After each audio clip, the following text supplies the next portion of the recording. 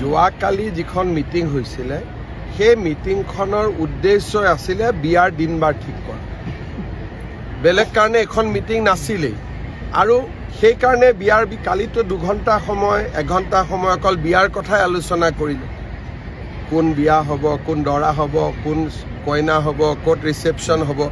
এইবিলাকে তেওঁলোকে আলোচনা কৰিলে কালিতো পলিটিক্যাল কথা একো আলোচনা কৰাই নাই তেওঁলোকে স্যাৰ তিনি গগৈ লগ হৈছে কিবা তিনি গগৈ তিনিটা থাকি গ'ল আমাৰ লগতো আৰু বহুত গগৈ আছে গতিকে মই ভাবো যে তেওঁলোকৰ যিটো ৰাজনীতি সেই ৰাজনীতি যদি তলে তলে চলি আছে আমি ওপৰে ওপৰে ৰাইজে দেখাকৈ কাম কৰিছো আৰু সেই কাৰণে অজস্ৰ ৰাইজৰ আশীৰ্বাদ আমাৰ লগত আছে ইলেকশ্যনততো কোনো কণ্টেষ্টে নহয় ওচৰলৈকেও নাই তিনি গগৈ সপোন পূৰণ নহ'ব নেকি নিজে নিজে হাৰি থাকিব নেকি যোৱা লোকসভাটোতো এজন গগৈ হাৰিছে হাৰা নাই জানো সৰ্বানন্দ সোণোৱালৰ লগত এজন গগৈটো হাৰিছে বাকি গগৈ সকলো হাৰি থাকিব কিন্তু আমাৰ তৰংগ গগৈ আমাৰ গগৈবিলাক জিকি থাকিব চক্ৰ গগৈ তৰংগ গগৈ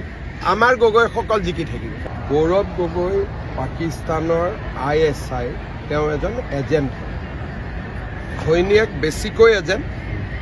তেওঁ অকণমান কম কৰি এজেণ্ট আৰু ইয়াৰ বহুত প্ৰমাণ আমাৰ হাতত মজুত আছে মই মাত্ৰ নৱেম্বৰ মাহটো যেহেতু অক্টোবৰ নৱেম্বৰ মাহটো অসমবাসীৰ মূৰত আন এটা বেদনা ভৰা খবৰ আছিল সেই সময়ত ৰাজনীতি কৰিলে বেয়া দেখি কাৰণে বিষয়টোৰ পৰা মই আঁতৰি আছো কিন্তু মই আজিও অসমৰ মুখ্যমন্ত্ৰী হিচাপে ক'ব বিচাৰো যে গৌৰৱ গগৈয়ে পাকিস্তানৰ লগতে আছে আৰু আগৰ পৰাই তেওঁৰ সমগ্ৰ পৰিয়ালটোৱে পাকিস্তানী ISIৰ এজেণ্টৰ দৰে কাম কৰি আছে গতিকে তেওঁ পাকিস্তানক ক্ৰিটিচাইজ কৰিব নোৱাৰে যিকোনো এটা ঘটনাৰ পিছত তেওঁ লগে লগে ক্ৰিটিচাইজ নকৰে গধূলিৰ ফাললৈকে অকণমান ক্ৰিটিচাইজ কৰে তাৰমানে ইন দি মিন টাইম তেওঁ পাৰ্মিশ্যন লৈ লয় যদি দিল্লীত বোমা বিস্ফোৰণৰ পিছত তেখেতৰ যদি প্ৰথম ফেচবুক পোষ্টটো পায় তাত গৰিহণা নামৰ শব্দটোও নাই খালি দুখ প্ৰকাশ কৰা যেতিয়া লিখা লিখি হ'ল তেতিয়া তেওঁ লাহেকৈ গৰিহণা শব্দটো যোগ কৰি দিলে একেবাৰে মনত কষ্ট লৈ পেলাই আৰু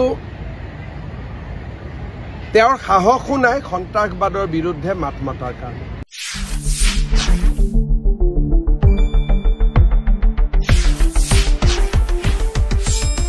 শুদ্ধ আৰু বিস্তৃত বাতৰিৰ বাবে চাই থাকক নিউজ ডেস্ক ৰিপোৰ্ট।